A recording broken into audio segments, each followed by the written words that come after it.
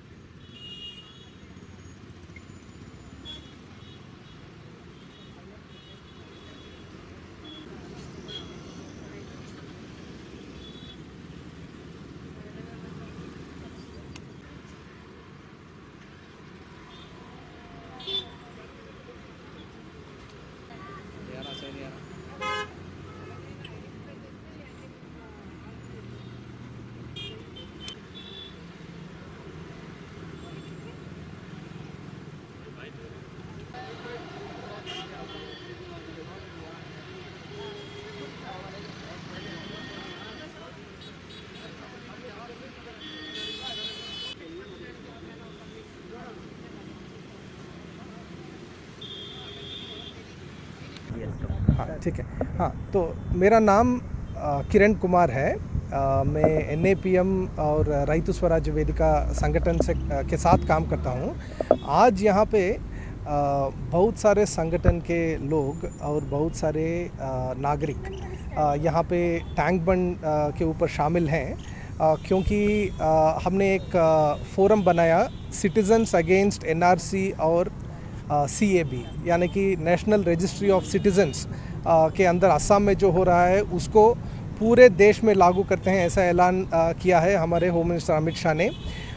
तो हम समझते हैं इससे बहुत लोगों को नुकसान और परेशानी होगी और इसमें जो माइनॉरिटी रिलीजन्स के लोग हैं उनको भी परेशानी होगी, लेकिन सिर्फ उनको नहीं, जो भी गरीब लोग हैं हमारे देश में उन पूरे लोगों को परेशानी होगी जिनके पास कुछ ज़मीन नहीं है, जिनके पास कुछ प्रॉपर्टी नहीं है, जो अनएडुकेटेड हैं। पूरे 50% से ज़्यादा लोग जो देश में रहते हैं, जो डोमेस्टिक वर्कर्स हैं, जो शहरी गरीब लोग हैं, जो आदिवासी हैं, इन सबको इससे परेशानी होगी। और जो सिटीज़नशिप अमेंडमेंट बिल जो अभी नया कानून बनाना जा रहे हैं केंद्र सरकार, जो पार्लियामेंट में अभी इसी हफ्ते वो इंट्रोड्यूस होने वाली है, ये तो पूरा हमारे कॉन्स्टिट्यूशन के खिलाफ ही एक ज़्यादती हो रही है। हमारे कॉन्स्टिट्यूशन में जो सभी लोगों का इक्वालिटी, समानता के साथ व्यवहार करना जो एक मुख्य चीज़ होती है, इक्वल राइट्स का प्रोटेक्शन जो होता है, और सेक्युलरिज्म जो फंडामेंटल प्रिंसिपल है, इन सब को नकारते हुए ये सिटीज़नशिप अमेंडमेंट बिल को सरकार लागू कर रही है। हम ये कह रहे हैं कि सिटीज़न या नागरिक जो हैं हमारे देश के, वो बिल्कुल मज़हब के नाम पे नहीं होना चाहिए। मज़हब का और नागरिक होने का कोई नाता नहीं रहना चाहिए। ये बहुत ही ख़तरनाक चीज़ इस कानून में सरकार लाने की कोशिश कर रही है। हम पूरे देश में इसके खिलाफ बहुत सारे लोग आवाज़ उठा रहे हैं। यहाँ पे हम साइलेंट प्रोटेस्ट कर रहे हैं। यहाँ पे सभी मज़हब के लोग, सभी कम्युनिटीज़ के लोग, सभी तरह के लोग यहाँ पे शामिल हैं इस प्रोटेस्ट में। हम चाहते हैं कि भारत एक सेक्युलर डेमोक्रेटिक रिपब्लिक रहें और इसके खिलाफ जो भी कदम ये केंद्र सरकार, जो बीजेपी का सरकार है, वो अगर उठाएं तो उसके खिलाफ हम आवाज़ उठाएंगे। और हम ये भी मांग करते हैं कि तेलंगाना का सरकार भी एनआरसी के खिलाफ और सिटीजनशिप अमेंडमेंट के खिलाफ एक क्लियर स्टैंड उनको लेना चाहिए। इसका पूरा विरोध उनको करना चाहिए। टीआरएस पार्टी को पार्लियामेंट में करना चाहिए। तेलंगाना सरकार को स्टैंड लेना चाहिए कि हमारे तेलंगाना में बिल्कुल ही एनआरसी को लागू नहीं करने देंगे।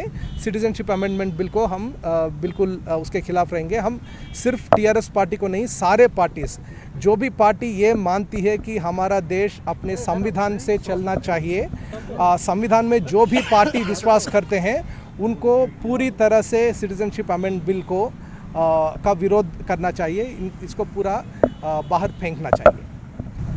मैं मीरा संघमित्रा हूँ, जन आंदोलनों की राष्ट्रीय समन्वय से। जैसे कि किरण ने यहाँ बताया और आप सब देख रहे हैं कि यहाँ अलग अलग मज़हब के पहचान के साथी और अन्य जन संगठन के साथी यहाँ पर खड़े हैं, एक बुलंद आवाज़ में कहने के लिए कि हम भारत के लोग विभिन्न धर्मों के, विभिन्न पहचानों के हो सकते हैं, मगर हम हमारी भारतीयता में विश्वास रखते हैं, हम हमारे देश के संविधान में विश्वास रखते हैं। और पहली बार 70 सालों में अभी के जो सरकार है, भाजपा सरकार, वो ऐसे विधेयक ला रही है। पिछले साल भी उन्होंने लाने की कोशिश की, देश में काफ़ी विरोध हुआ था, उसके कारण पिछली बार राज्यसभा में पारित नहीं हुआ। इस बार फिर से वो नागरिकता विधेयक जो कानून है उसको बदलने का, संशोधन का प्रस्ताव ला रहे हैं, जिसके कारण पूरी तरीके से पहली बार मज़हब के आधार पर नागरिकता तय होगा। ये पूरी तरीके से अन्यायपूर्ण है और ये एक खोखला पहल है, क्योंकि अगर सही में आपकी चिंता है कि अलग अलग देशों में, हमारे आसपास के देशों में जिनको जो प्रताड़ित लोग हैं, तो आप बहुत सारे लोगों को, जैसे पाकिस्तान में अहमदिया है, बर्मा में रोहिंग्या के मुसलमान हैं, या फिर यहाँ पर तमिल के जो लोग हैं श्रीलंका में, इन सब लोगों की फिर सवाल कहाँ पर है? इनको तो आप नहीं दे रहे। तो बात सिर्फ ये है कि धर्म के नाम पर राजनीति करना है, और ये निश्चित रूप से सिटीजनशिप अमेंडमेंट बिल और साथ में जो एनआरसी का, जो अखिल भारतीय एनआरसी का पहल है, उसके कारण करोड़ों गरीब, मजदूर, मुसलमान, आदिवासी, दलित, महिला, अल्पसंख्यक, ये सब लोग प्रभावित होंगे। ये पूरी तरीके से संविधान विरोधी है। इसलिए देश भर में इसी हफ्ते में लगभग 15 राज्यों के लोग हज़ारों की संख्या में इसका विरोध कर रहे हैं। हम चाहते हैं कि टीआरएस पार्टी और अन्य पार्टी जो इस देश के संविधान में विश्वास रखते हैं, वो इस विधेयक का पूरी तरीके से विरोध करें और एनआरसी का भी विरोध करें। मैं आम नागरिक हूँ, किसी पार्टी या किसी ऑर्गेनाइजेशन से जुड़ी हुई नहीं हूँ, लेकिन भारतीय होने के नाते हमें हमेशा गर्व होता था कि भारत एक ऐसा देश है जहाँ सदियों से, जहाँ से भी लोग आते हैं, रेफ्यूजीज़ के तरह हो या सेटलर्स के तरह हो, भारत में सबको अपनाया जाता था। अगर आप भारत को देखें तो सदियों से यहाँ पे हर धर्म के लोग एक साथ रह रहे हैं, और भारतीय संस्कृति किसी एक धर्म की संस्कृति नहीं है, सब धर्मों की, सब लोगों की, सब भाषाओं की संस्कृति है। और इस बार जब सिटीजन अमेंडमेंट बिल से ये ना हमारी बुलंद का ढांचा लग रहा है, ये भारत नहीं है। भारत में सभी धर्म, सभी जाति, सभी भाषा के लोग एक साथ रहते हैं, और अगर हम इसको अलाउ करेंगे तो फिर जो भारत में हमारी, जहाँ हमारी पैदा हुई थी, जहाँ पे हम रहे हैं, जिस पे हम इतना प्यार और गर्व करते हैं, वो भारत नहीं रहेगा। इसीलिए मैं आम नागरिक होने के नाते भी यहाँ पे आई हूँ, और मैं सिर्फ स्पेशली तेलंगाना के पार्टीज़ को और बाकी सारे ऑपोजिशन पार्टीज़ को यही कहती हूँ कि प्लीज़ इसको अपोज करें, क्योंकि ये भारत के संविधान के अगेंस्ट है। हमारे कॉन्स्टिट्यूशन में लिखा है कि सभी धर्मों को एक तरह माना जाता है, तो अभी हम उसको ऐसे कैसे चेंज कर सकते हैं? ये हमारी कॉन्स्टिट्यूशन की बेसिक से।